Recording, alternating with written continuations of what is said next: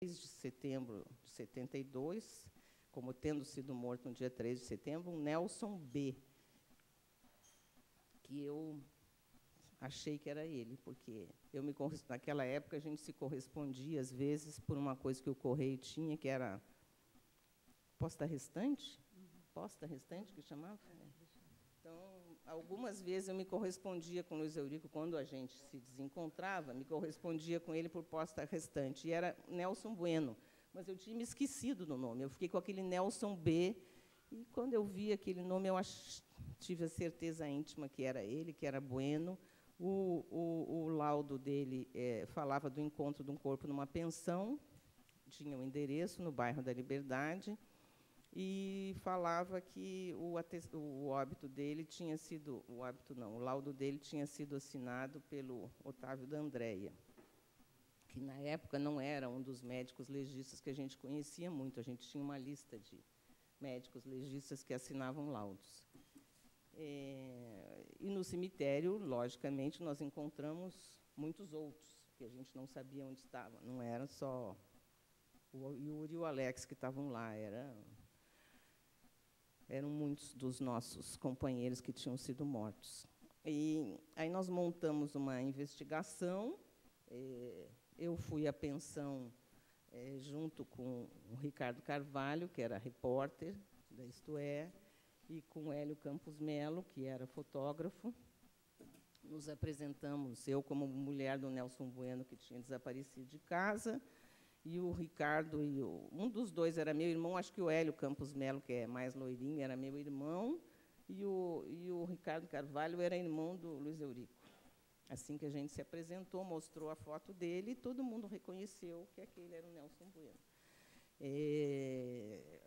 Aí a gente, enfim, foi uma descoberta incrível, exatamente porque, no momento em que eu tinha a certeza íntima que eu ia encontrar o Luiz Eurico em Montevidéu, sei lá por quê, tinha me abandonado, a repressão dizia isso, eles abandonaram vocês. Então, eu fiquei muito, evidentemente, muito mexida. E aí nós resolvemos, eu nem voltei para Porto Alegre na época, nós montamos um comitê de investigação aqui dos familiares e começamos a percorrer os cemitérios para tentar encontrar outros, né, com os nomes falsos que a gente tinha, não só em Perus, como nos outros cemitérios. Vila Formosa, Vila Alpina, aí aquele pegou fogo, aquele não existe mais. E, nesse meio tempo, esse encontro foi em abril, nós só fizemos a denúncia no dia da votação da anistia, que foi em agosto. Eu não vou conseguir lembrar que época, não sei se o Ivan lembra. Nós íamos ao cemitério e eu não sou religiosa, não tenho religião alguma, mas a relação de ter encontrado os nossos no cemitério era uma coisa muito forte, porque a ditadura tentou esconder e estavam lá. Não estava só o Luiz Eurico, estavam os meus companheiros de militância política que tinham sido assassinados sob tortura, estavam os filhos, os irmãos dos familiares que estavam ali, porque, de repente, todos são a nossa família, não é só o Luiz Eurico, que era o meu marido, éramos todos familiares. E a gente levava flores para o cemitério, botava em todas as sepulturas, percorria todas as sepulturas. Eu estava com a Iara, eu acho que era só com a Iara, não me lembro se o Ivan estava junto, e nós colocamos flores nas sepulturas. Tu estava junto nesse dia? Nós colocamos flores nas sepulturas, em todas elas, que, sei lá, na época eram umas 10, no mínimo, posso fazer a conta, ou talvez mais de 10.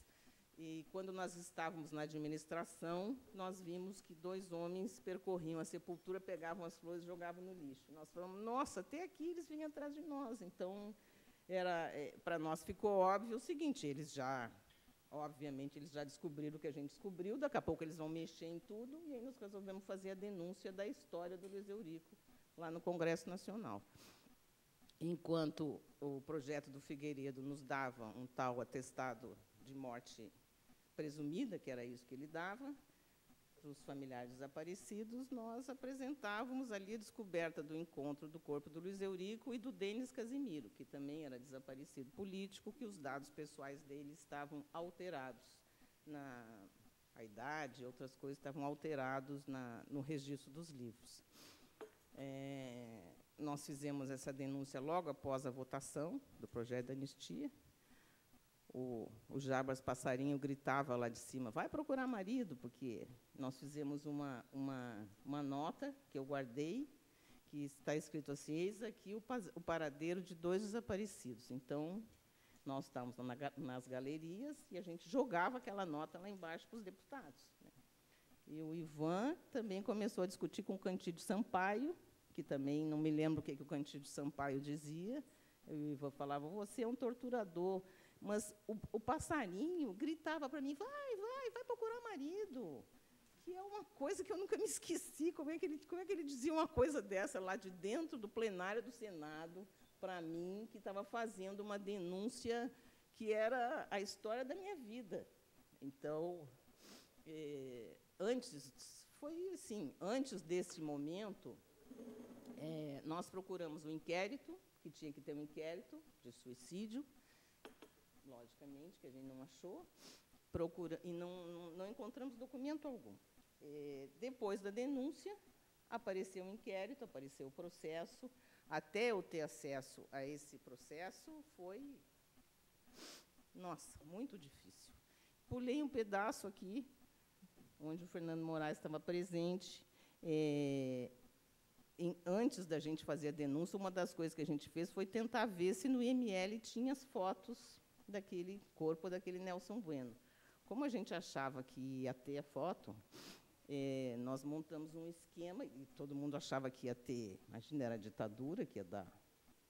Então, foi o Fernando Moraes, que era deputado, o Geraldo Siqueira, o Marco Aurélio Ribeiro, não lembro se o Ayrton estava aqui, lembro deles 3, fomos ao IML, enquanto, na hora que ele me mostrasse as fotos, o álbum com as fotos, eu ia desmaiar, porque eu ia passar mal, e o Fernando Moraes, com aquelas maquininhas pequenininhas, ia lá fotografar, porque a gente achava que eles iam sumir com as fotos.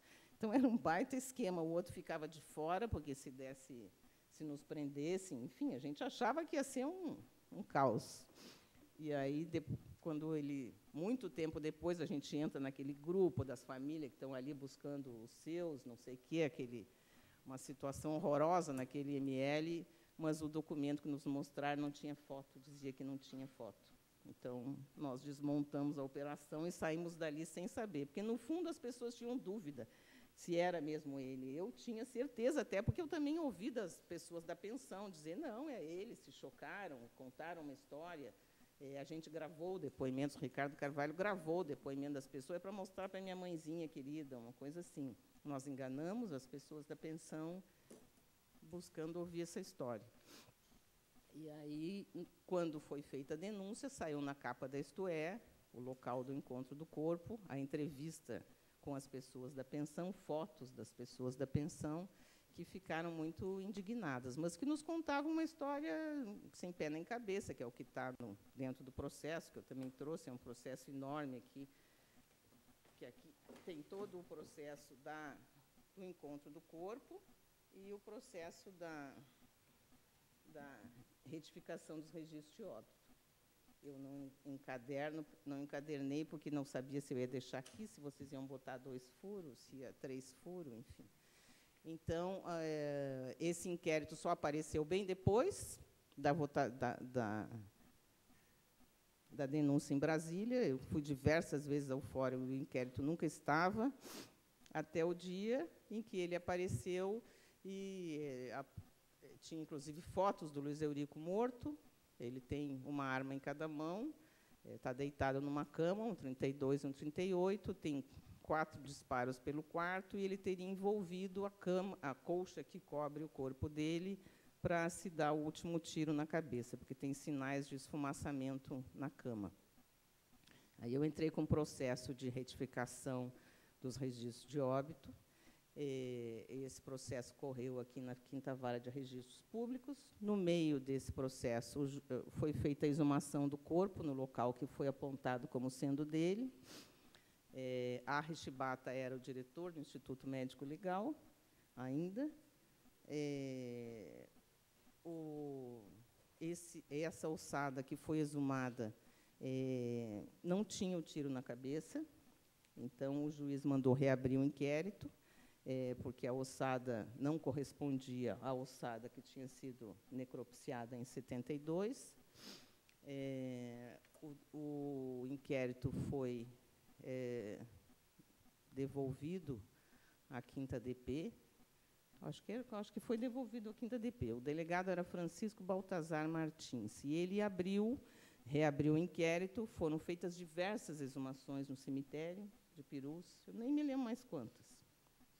Até que foi localizado um corpo que correspondia às características daquele que tinha sido necropsiado. Porque, como aqueles cemitérios não têm rua, não tem marca definida, não é muito fácil achar. E foi nomeado um promotor, Rubens Marque, que a única coisa que fez durante todo esse processo foi fortalecer a versão policial.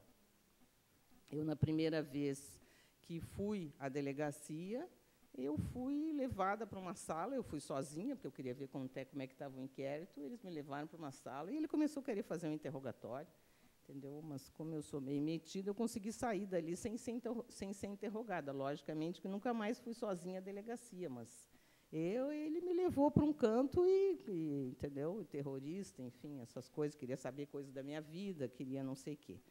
Então, quando eu tive acesso às fotos,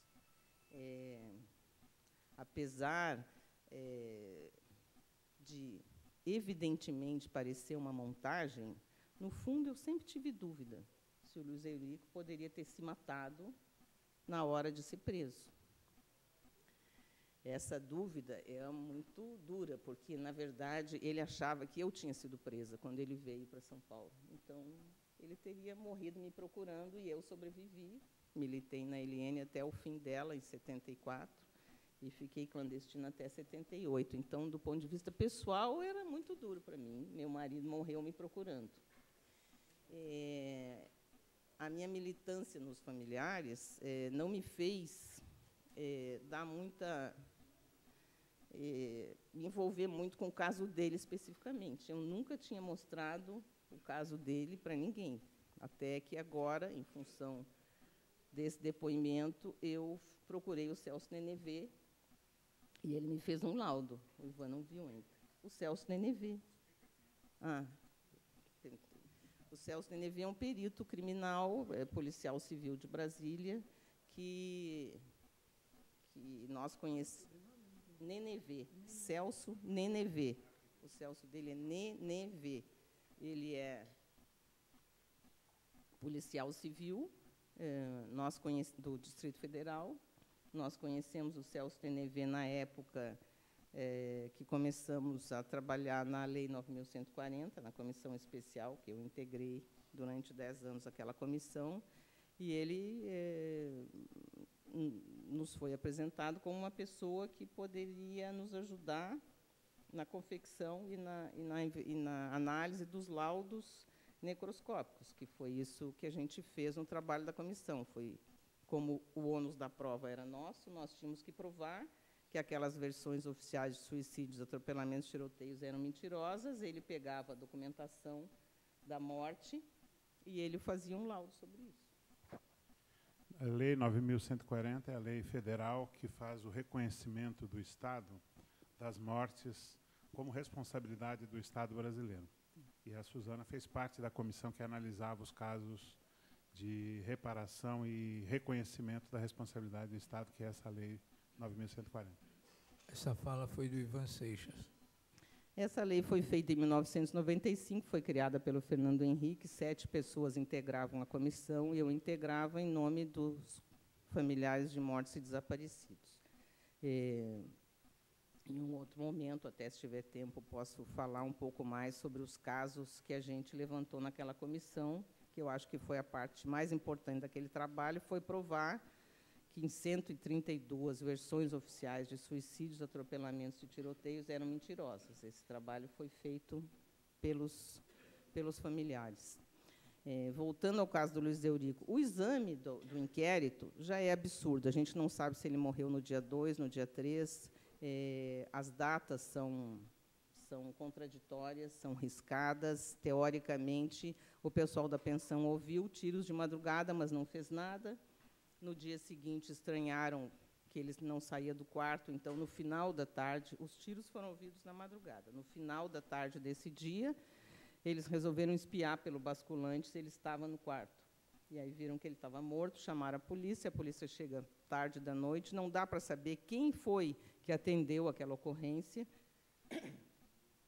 Inicialmente, quem chegou lá, porque quando a perícia começa a falar no assunto, ela fala do dia 5, ou fala do dia 4, tudo é confuso no inquérito. Tanto que eu não sei que dia ele morreu, se ele morreu no dia 2, se ele morreu no dia 3, ele morreu dentro daquela pensão. Essa dúvida eu tinha, o Celso Neném veio e me tirou. Mas eu não sabia nem se ele tinha morrido ali. E o pessoal da pensão diz isso. Aí chamaram a polícia botou um jornalzinho por baixo, assim, destrancou a chave e abriu a porta, achou ele morto ali. Levaram o corpo dele para o banheiro, lavaram, que é uma coisa estranha, mas que, pelo que eu entendi na época, acontecia mais de uma vez. E eu tenho, não sei se vocês querem, enquanto eu falo, olhar o laudo, que esse aqui especificamente é só o laudo com as fotos.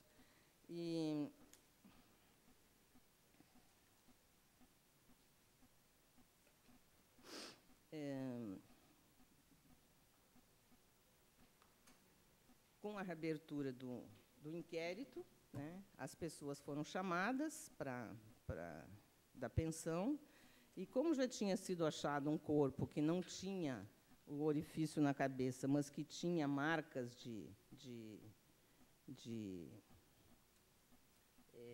fraturas, entendeu?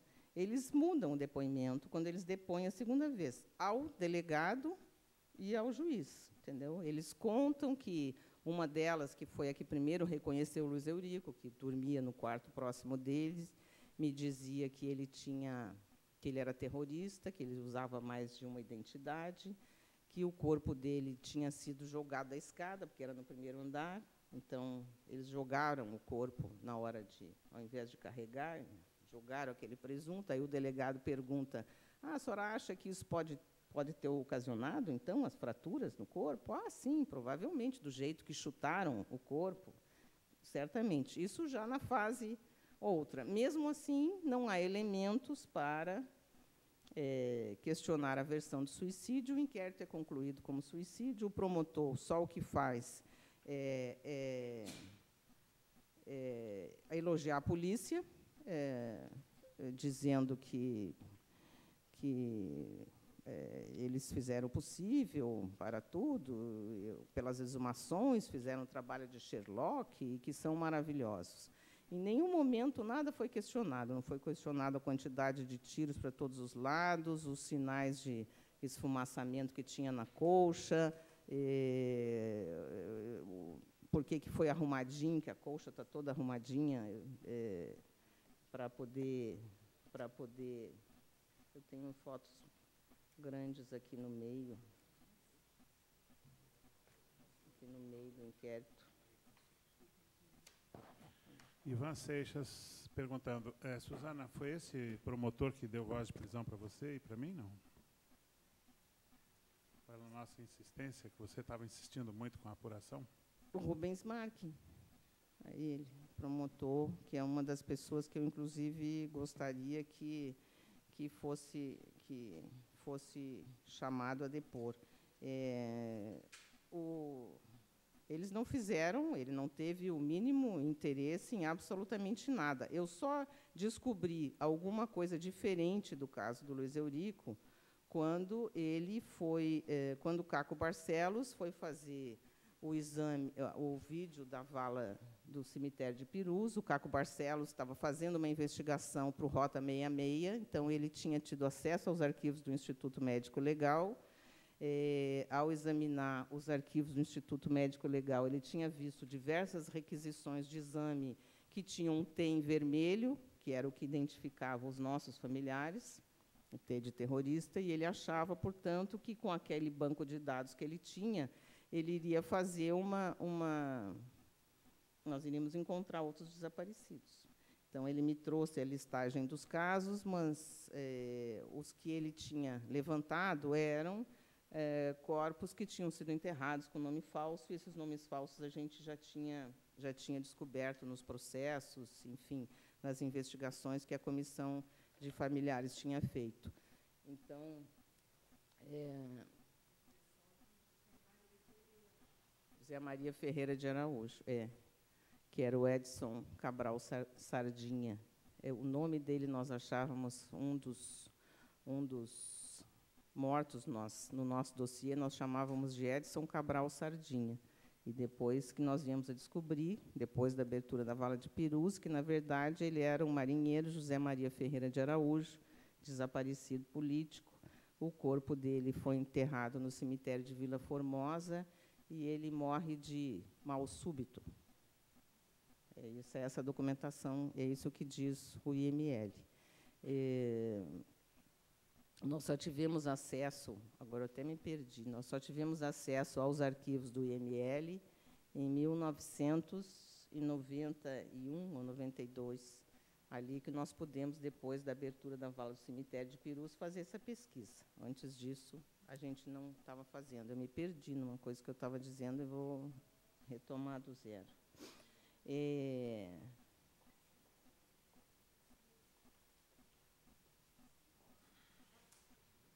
Eu me perdi. O que eu estava falando, Ivan?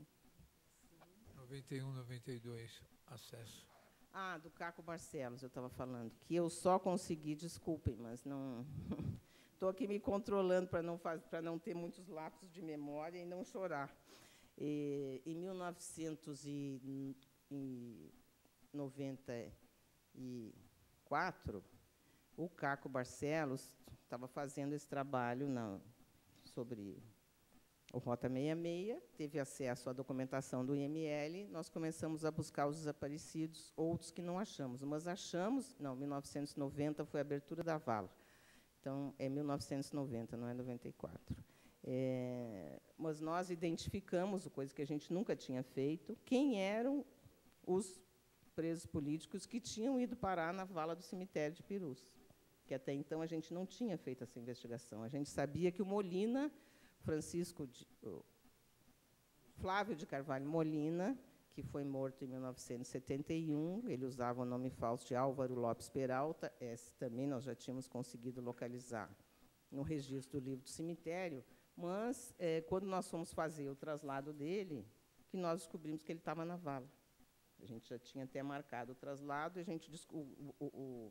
o diretor do cemitério, Antônio Pires Eustáquio, que é uma pessoa muito significativa para a história desse país, porque ele nos ajudou, nos deu acesso aos livros, nos ajudou nas informações, no que ele pôde levantar, apesar de que ele não era administrador do cemitério, e ele falava para as pessoas, ele chamou o Caco e falou, aqui tem uma vala de preso político, entendeu? Onde tem preso político. Então, ele é uma pessoa muito importante para nós e para a nossa história. Ele foi administrador do cemitério durante muitos anos, não sei onde ele está agora. E, quando o Caco foi fazer esse Globo Repórter, ele resolveu me incluir no programa, e aí com ele fui à pensão. Não tinha mais voltado à pensão. Então, eu fui com o Caco Barcelos, isso em 90. A Vala foi aberta no dia 4 de setembro de 1990, através dos acordos que a gente fez ali, TV Globo, com a administração do serviço funerário, que o Globo Repórter ia ao ar na sexta-feira.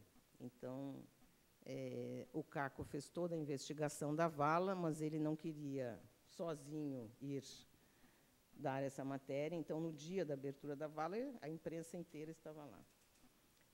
E, para esse programa, eu fui com ele à pensão. Nenhuma das pessoas que morava na pensão continuava lá, mas tinha um rapaz, que eu esqueci o nome, me esqueci de ver o vídeo para dizer o nome, mas, de qualquer forma, nós não vamos localizá-lo mais, porque eu já tentei diversas vezes. E ele conta que o Luiz Eurico tinha sido morto, que tinham montado a cena ali. Então, pela primeira vez, eu fiquei tendo uma informação diferenciada sobre a morte dele. A Globo censurou o programa, não botou ao ar, porque a sexta-feira caía no dia 7 de setembro. Então, toda a investigação da vala que tinha sido feita pelo Caco não foi ao ar. A Globo só botou esse programa ao ar em 95, depois da aprovação da Lei 9.140. A Globo era a única órgão da imprensa que estava lá com aqueles caminhões, não sei como é que chama aquilo, para fazer intervenção ao vivo, porque era um fato muito forte. Eu estava sozinha naquele primeiro dia, porque eu estava fazendo esse trabalho com o Caco, não tinha ideia que ia ser a imprensa inteira estar lá. Então, eu não tinha chamado os outros familiares, eu achava que ia ser uma coisinha ali que ia acontecer. E foi a imprensa do mundo inteiro, foi um escândalo. Aquela abertura da vala teve uma dimensão muito maior do que a gente pudesse imaginar. Mas a história do Luiz Eurico e da morte dele continuou oculta em função disso. Eu acho que cometi um erro muito grande, foi de não ter entrado na justiça. Na época, eu era orientada de que deveria fazer uma ação contra o Estado de São Paulo. Eu não queria, eu achava que o Estado de São Paulo não era ditadura, eu queria fazer uma ação contra a ditadura, não queria fazer uma ação contra o Estado, que eu achava que até poderia ocorrer, mas que a minha ação principal era uma ação contra a ditadura, uma ação contra a União, que tinha sido responsável pela morte e por tudo que tinha acontecido. E acabei nunca fazendo nada. Então, essa parte ficou perdida. Também queria lembrar que, na época do processo, uma das coisas que tinha é que aparece no inquérito que foram recolhidas diversas cartas endereçadas à vítima. Talvez essas próprias cartas que eu escrevia para ele, ou não, mas nós pedimos muito essas cartas, inclusive ao DOPS. Na época, o Tuma era diretor do DOPS, Romeu Tuma. O Tuma respondeu ao juiz de que nada constava sobre o Luiz Eurico, depois de diversas tentativas, né, de que nada constava nos arquivos do DOPS.